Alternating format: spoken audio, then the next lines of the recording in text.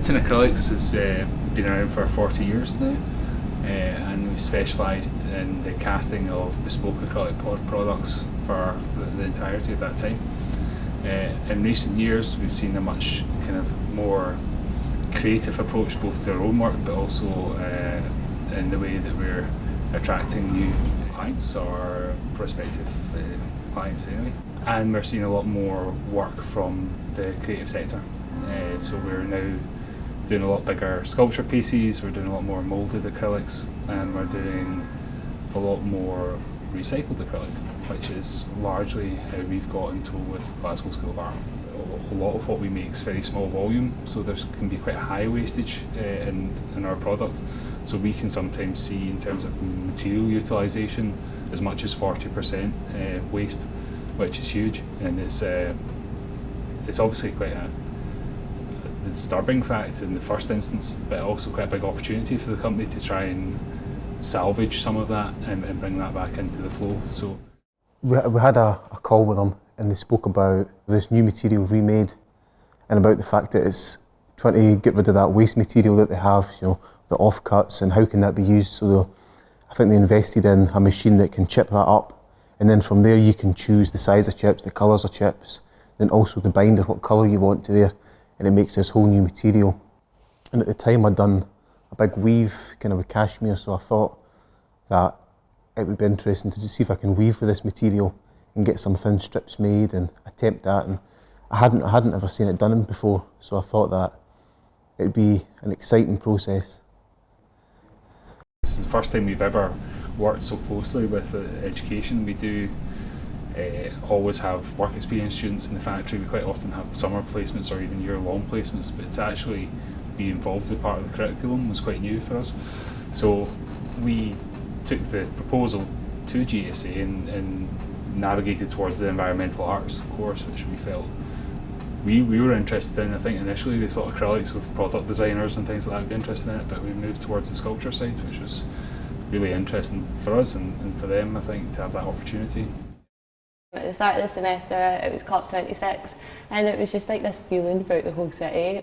I wanted to use this environmental issue as a way to just expand my art practice and see if there was anything fun that I could do with that.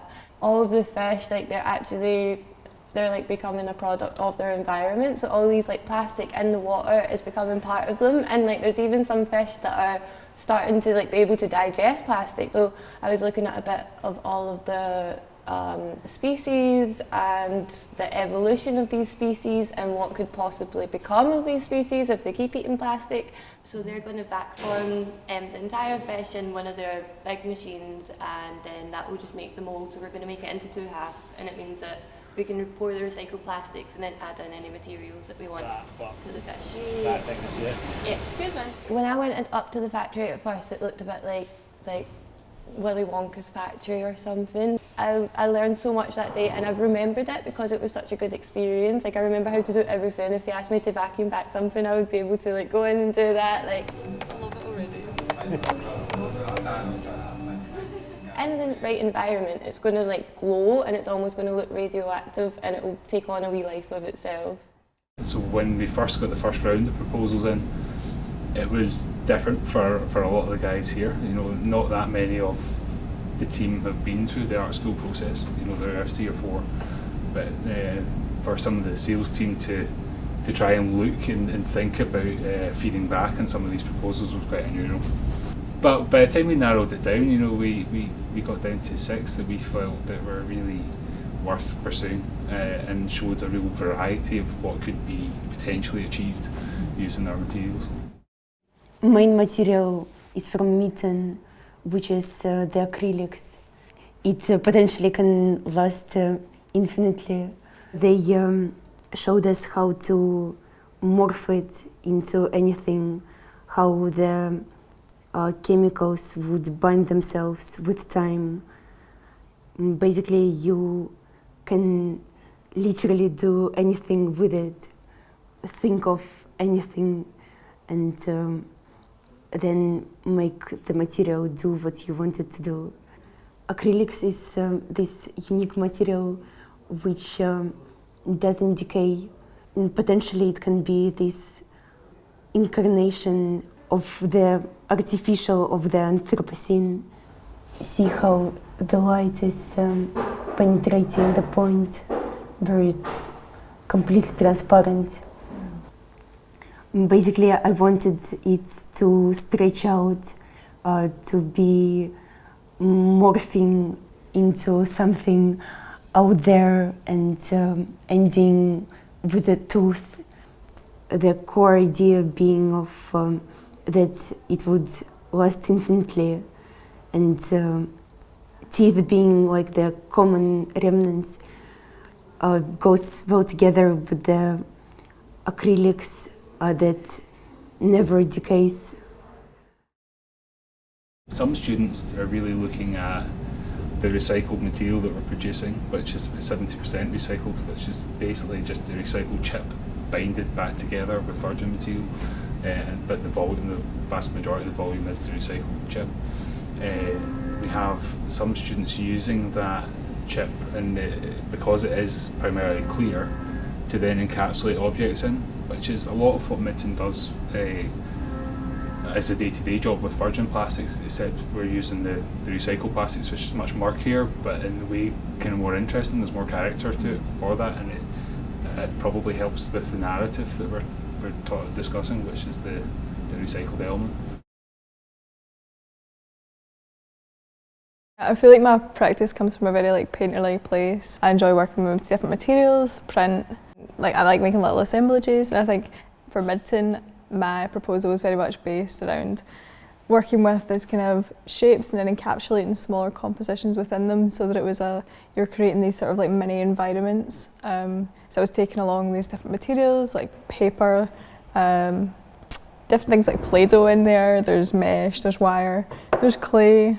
There's even cashmere in here, and I think the point of these samples were to see how the materials would react with Midton's new Remade, which is the industrial waste, and how the kind of imperfections that might come out of that. And I think we were really chosen to test this material for them on their behalf. Moving forward with my kind of Midton stuff, I'm looking to branch out and kind of work within these more spherical shapes. We see it as a real potential alternative casting material to your resins, to your metals, your precious metals, to your bronzes and things like that, for public sculpture and things. And that's because we are starting from a liquid, and we're using the recycled element as just an aggregate to bulk out that liquid and create different effects, which can then still be poured into moulds that you would use for other sculpture work. So I wanted to work with Midton because of the way that they are recycling a lot of their offcuts and a lot of the things that they would have previously thrown out, which is quite similar, I think, to these textile remnants and how they were sort of scraps of industry that could be reworked. So I kind of wrote a proposal to them for something that was similar to some of the stuff that I do that involved growth through mathematical patterns. We're going to be making these tiles, these tessellating tiles that when you connect them in a pattern, they form an asymmetrical pattern.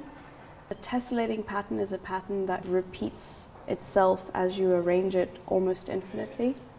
So they're going to be, I think, about 10 by 10 centimeters, two different kinds of rhombuses, a wide one and a more narrow one, and they're going to be interactive, so the idea would be to kind of arrange them with whoever wants to sort of get stuck in, to kind of create an acrylic ocean floor that has a symmetrical pattern that kind of changes as you arrange it in different ways. This year I've kind of figured out that I like working with kind of objection and just things that kind of disgust you but they pull you in at the same time. So it's these people when they're saying, oh, I don't like tattoos, but I'm also going to comment on yours, because it's they don't like it personally, but it kind of pulls them in and it interests them. So I kind of was thinking that and try to translate natural materials, and they were quite interested to work with something like that, and also they didn't know how it was going to react to ink. I was just kind of saying I wanted it to be like a cube, a kind of unnatural shape with natural shapes inside it, and that kind of contrast. So we just had to kind of try different things, and that's why when I sent these up and they came out like they did. I was shocked and they were shocked. Everyone was like, oh, we didn't even know what was happening, we just went with the flow. So I think that's kind of what I do all the time, I just go with the flow. And I sent them all up at different stages of like decay, so some were like fully dried and like crispy, and then others were like, you could still feel like the kind of moisture from them. So I started just like sticking coke, and I was like kind of looking at my tattoos, and I was like, oh, I'm going to kind of replicate it on these skins. So I just started doing it, and then I was like, oh, I actually like the way this looks. Like, it kind of has something to it. It's like taking that journey. Yeah. Oh yeah. When you're weaving onto this three-dimensional kind of wooden shape, you've kind of got to break the rules. You can't kind of go over and under all the time. You've got to skip a few lengths and then go round and tie bits together, and then the plastic. Just the little testers that I have done. It's a completely different ball game. It's a much slower process, and you've got to individually just heat and hold every single little bit. I can control kind of how long it sets, when it sets. I can reverse it if I want. So I suppose it's a different kind of encapsulation. Kind of you're encapsulating this frame and this material, but you've got that agency over it. Depending on the piece, you know, some of the pieces we're making are moulded, so there'll be kind of hand finishing in those pieces. A lot of the pieces are geometric shaped, so they'll go to the most appropriate machine tool. So there's some spheres which will go towards the lathe and be turned.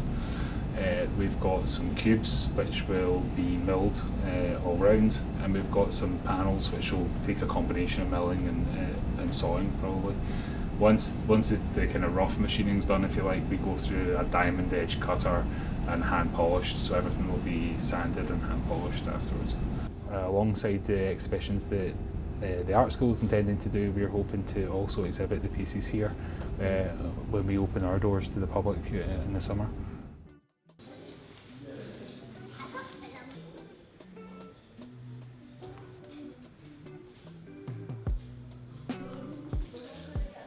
Working with people and where ideas stay as IP and ownership of ideas, you know, so we are very aware of that, and so the art school, so we just need to make sure that when we do progress, we want to progress with the people that we're working with at the moment. So if someone brings an idea that we hadn't thought with, if we believe it's due to be pursued, we will do that in partnership with them.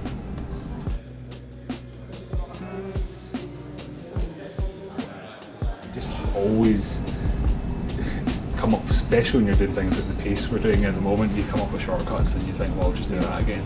You know, it might not be for 6 months that the problem comes up, and you find a reason to do it again. But the more experience the guys have in doing these abstract jobs, the more they can apply that to the mainstream work.